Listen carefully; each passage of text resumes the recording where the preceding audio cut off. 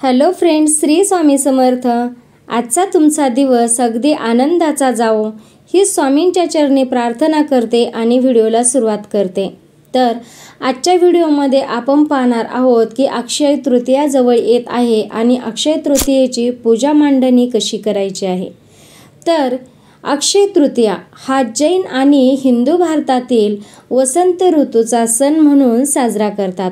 हिंदू पंचांगानुसार वसंत किंवा वैशाख महिन्यातील तिसऱ्या चंद्र दिवसांवरून या दिवसाचे नाव पडले आहे। कॅलेंडरनुसार मात्र यंदा हा सण 10 मे रोजी येणार आहे। तर हा सण दर्शविणारा शुभ दिवस अख्खा तीज म्हणूनही ओळखला जातो।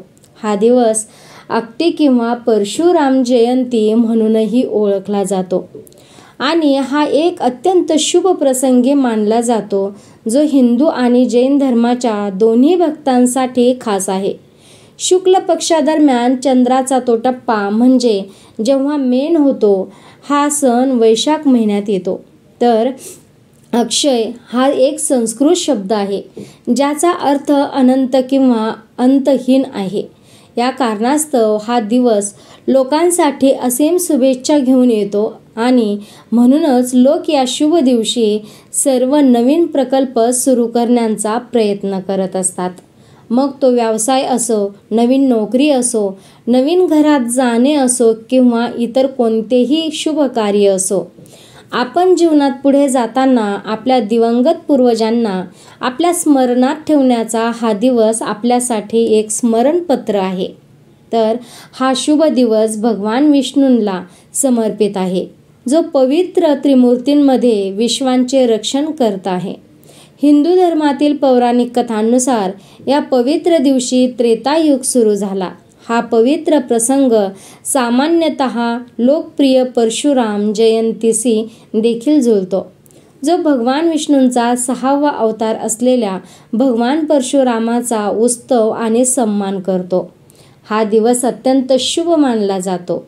तर हा दिवस शुभ मानला जात असल्याने देशभरातील लोक या दिवसाचा अधिकाधिक लाभ घेण्याचा प्रयत्न करत असतात। परिणामी सोन्या चांदीचे दागिने खरेदी करू इच्छिणाऱ्या लोकांमध्ये हा दिवस अत्यंत लोकप्रिय आहे। मौल्यवान धातू एखाद्याच्या जीवनात समृद्धी आणतात। या दिवशी मौल्यवान धातू खरेदी केल्याने घर आणि कुटुंबाला सौभाग्य प्राप्त होते। पवित्र दिवस अनेकदा यज्ञ आणि पूजा आयोजित करून साजरा केला जातो आणि या दिवशी धर्मादाय उपक्रमांना प्राधान्य दिले जाते।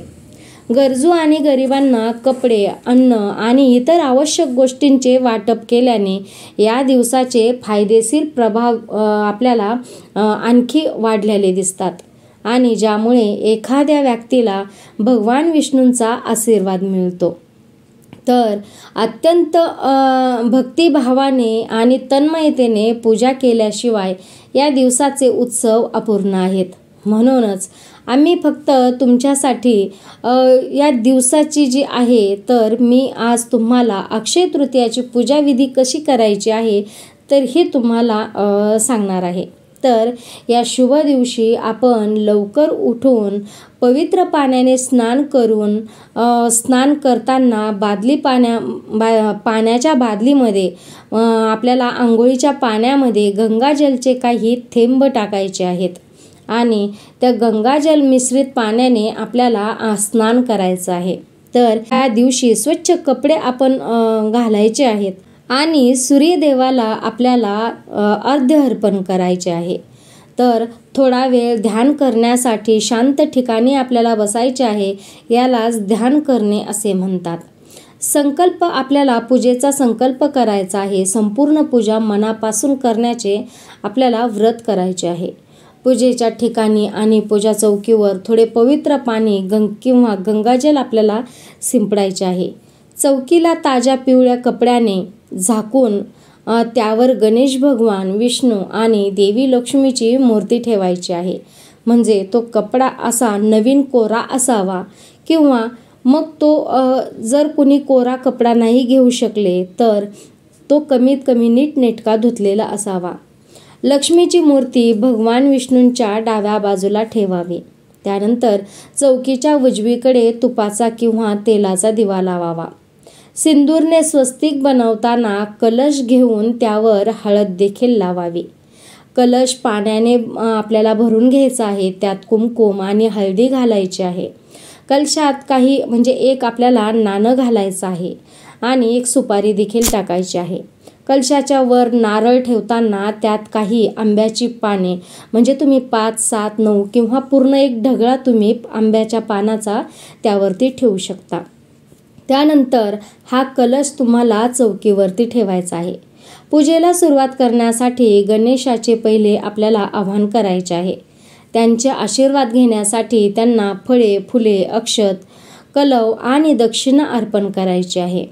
त्यानंतर भगवान विष्णू आणि देवी लक्ष्मीची आपल्याला प्रार्थना करायची आहे. त्यांना माऊली, कुंकुम, अक्षत आणि फुले अर्पण करायची आहे. देवी लक्ष्मीला सिंदूर लावताना भगवान विष्णूला जनेऊ अर्पण करायचे आहे.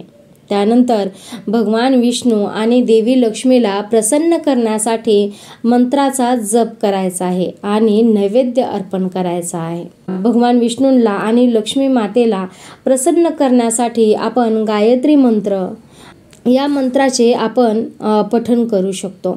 त्यानंतरून विधी पूर्ण करण्यासाठी आरती करायची आहे आणि आनंदी आणि समृद्ध जीवनासाठी प्रार्थना करायची आहे. त्यानंतरून अनेक शुभ लाभामुळे हा दिवस जादुई मानला जातो. त्यामुळे आता आपण या दिवसाचे ज्योतिषशास्त्रीय महत्त्व पाहूया. तर ज्या दिवशी सूर्य मेष राशीत प्रवेश करतो त्या दिवशी अख्खा तीज 2024 साजरी केली जाते. वृषभ राशींच्या घरात चंद्राचे स्थान असताना देखील हीच वेळ आहे. हा दिवस वैशाख महिन्यातील शुक्ल पक्षातील तृतीय आहे. तर या काळात सूर्य आणि चंद्र हे दोन्हीही सर्वात तेजस्वी असल्याचे मानले जाते. याचा अर्थ असा नाही की ते या दिवशी सर्वात जास्त प्रकाश उत्सर्जित करतात. त्याऐवजी याचा अर्थ असा आहे की या खगोलीय पिंडाची स्थिती अशी आहे की पृथ्वीच्या पृष्ठभागावर जास्तीत जास्त प्रकाश पोहोचतो. म्हणूनच या काळात त्यांची प्रतिष्ठा सर्वोच्च असते. हा काळ अत्यंत शुभ आहे.